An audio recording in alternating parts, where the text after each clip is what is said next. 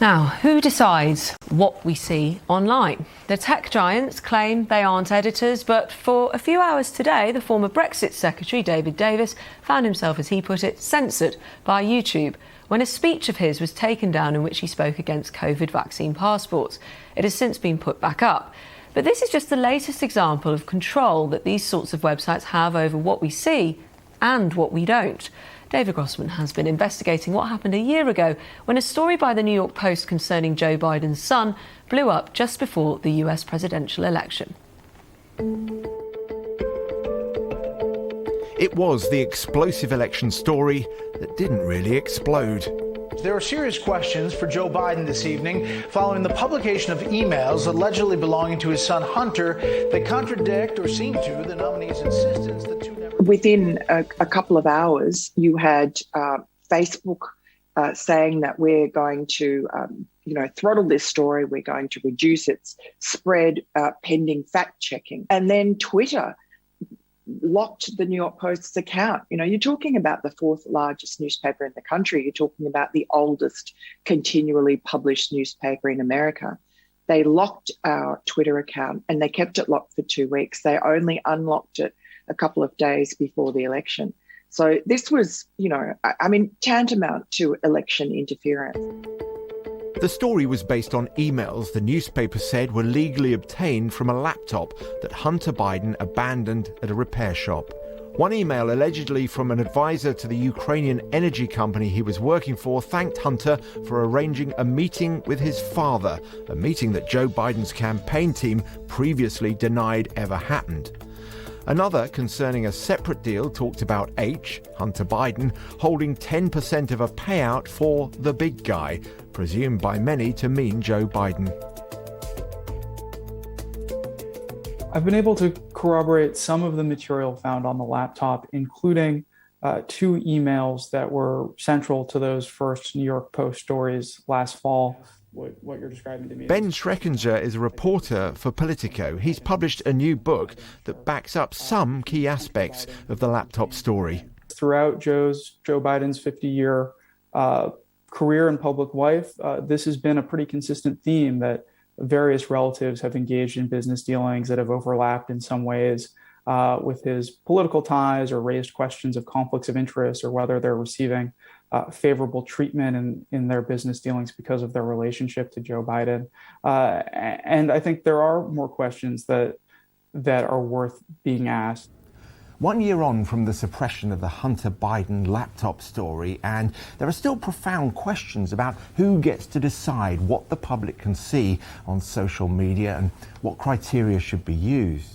It seems that something being legal or even true isn't always much defence.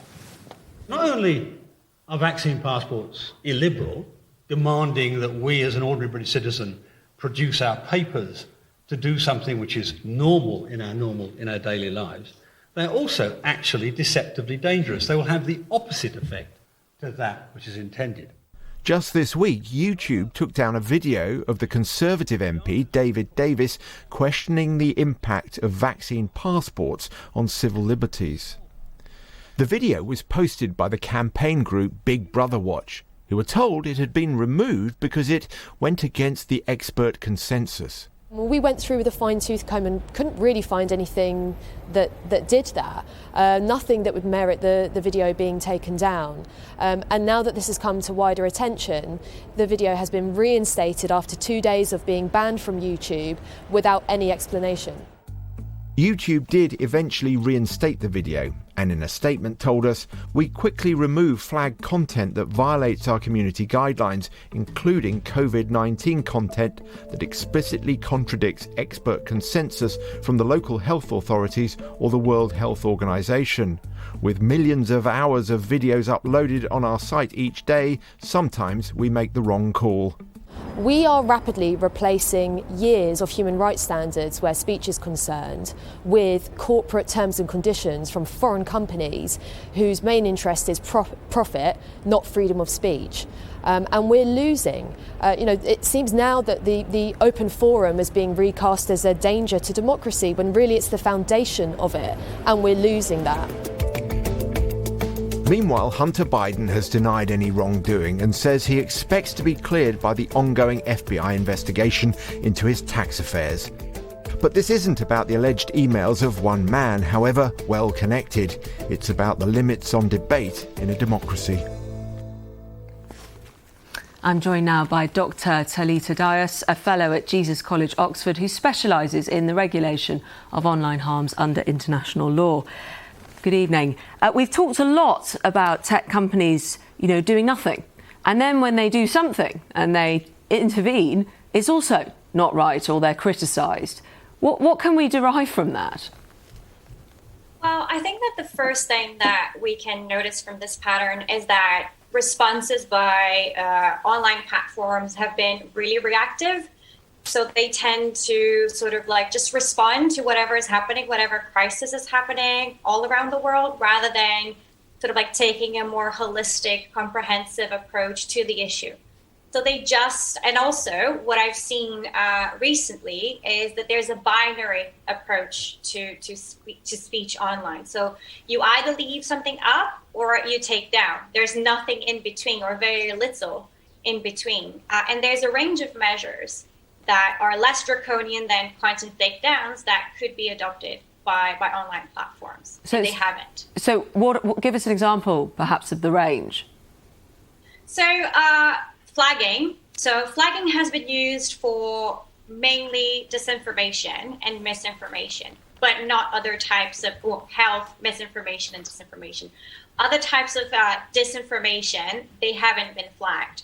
Or, for example, things that are considered to be offensive content, or things that are considered to be anti-democratic, right? So other measures include, for example, deprioritizing content. But I suppose I was going to say at the heart of this would be how comfortable people feel with the tech giants themselves being in charge of this, making these decisions, being the one thing that so many of them say they're not, which is editors.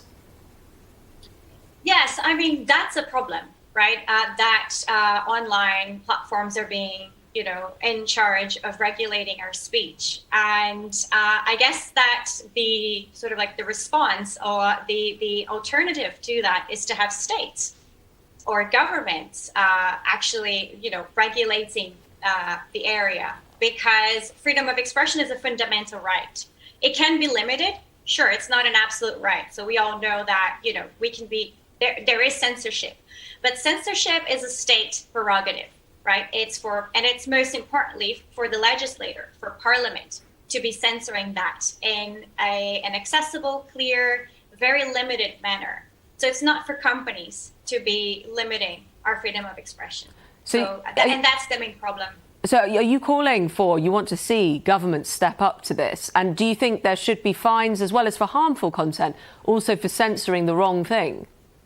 Absolutely. So I think that if you look at, for example, the UK's online safety bill as it stands right now in its current state, freedom of expression, duties to protect freedom of expression have been kind of left for a single provision, a very general provision without sort of strong requirements to protect, to give notice to users of content takedowns and other limiting measures.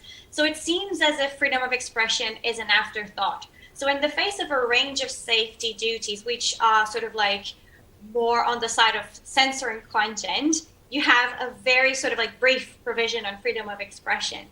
And that will mean eventually that fines will be more often than not applied when companies don't censor content, that when they wrongfully censor content. And then we didn't even get into the discussion about the biases or perceived biases, but that's a whole other area. Dr. Talita Dias, thank you. Well, let's take a look at some of the front pages. Here on the front of the Daily Telegraph, talk here of unions, as they're putting it, holding Christmas hostage. Unite threatens to cut the economy's blood supply with the biggest lorry strike since the 70s. And we've also got households pushed to scrap gas boilers with a £5,000 grant. New gas boilers will be banned from 2035, and families set to be offered £5,000 in grants. On the front page of the Financial Times, top EU states to push to put bloc on standby for trade war with Britain. Again, response to the UK threat over the Brexit deal, with some of the response there from the EU. And on the front page of The Guardian, back to the GPs and the face-to-face appointments plan. There is a concern here, it says, around an exodus of doctors after the funding was announced, certainly in England, by the Health Secretary today. Well, that is all from us this evening. Mark is here tomorrow. Until then, thank you for your company. Good night.